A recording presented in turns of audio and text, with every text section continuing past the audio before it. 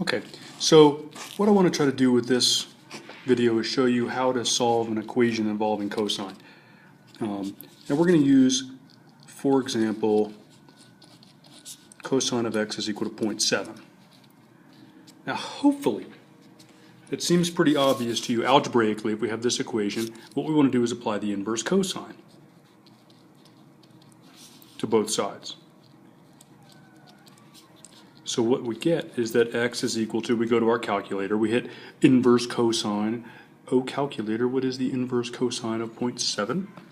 Bloop. It's 0.795. Approximately. I'll put approximately 0.795. Yay. So, but we're not done. So what that means is this. If we look at the graph, here's a graph of cosine, conveniently put right here. If cosine of x is equal to 0.7, here's 0.7. What we're doing is saying, okay, going this way,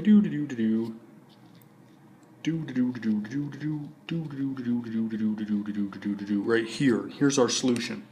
So what we're saying is that this particular x value right here is 0.795. Which should make sense. If you look at this cosine graph, I put in regular numbers instead of pi and 2 pi. This is pi halves. This bottom part here is pi. Here's pi. Top out here a little bit past 6 is 2 pi. But I put in the regular scale to make it a little more clear. Here's 1.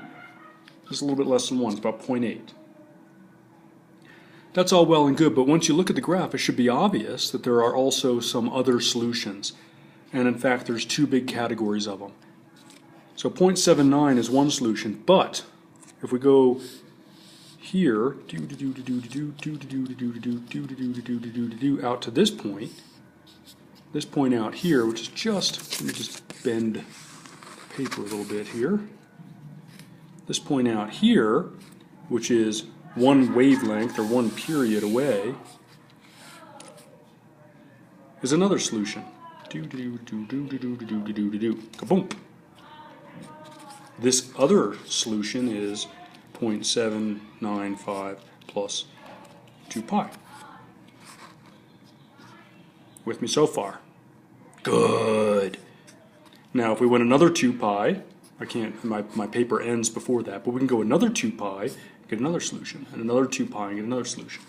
So what that means algebraically is 0.795 is a solution, but so is 0.795 plus 2 pi, 0.795 plus 4 pi, and so forth. I put comma, dot, dot, dot. That little scribble is indicating I'm off the screen. But that's not all, is it? No, it isn't, because if you looked at the graph carefully while I was doing that, you notice that we skipped some solutions. In fact, we skipped this one, and this one, and a whole bunch of others. Every time the graph was on its way up, we skipped it. We only got this 0.795 is on the way down. On the way down. We have to go get the other half of the solutions. Hopefully, the one that's most obvious and the one that's most commonly used is this one. Hopefully this is pretty obvious from the symmetry that this point right here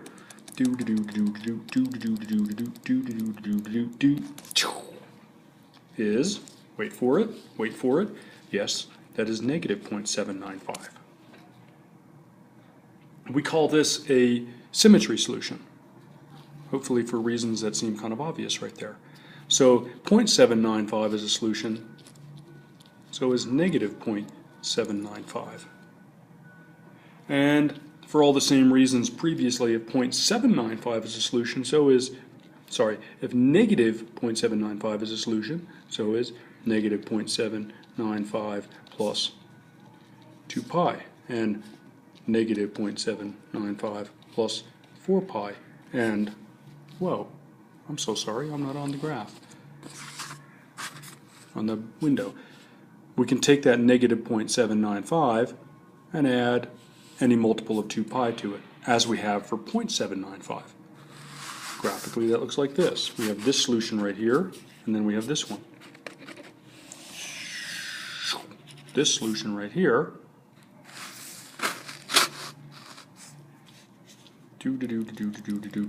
right here, that's negative 0.795 plus 2 pi.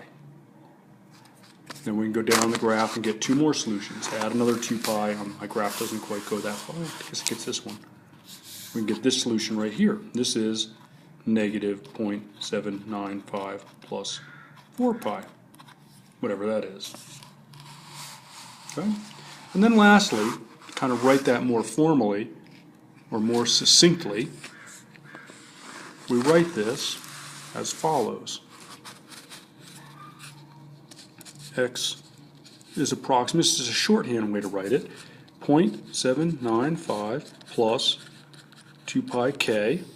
That k indicates that we can add any multiple of 2 pi to 0.795, and also we sort of have a double solution. X is equal to negative 0.795 plus 2 pi k. And this is one of the ways that we can write the full solution. We'll try to sharpen that up in class, but that's the basic idea.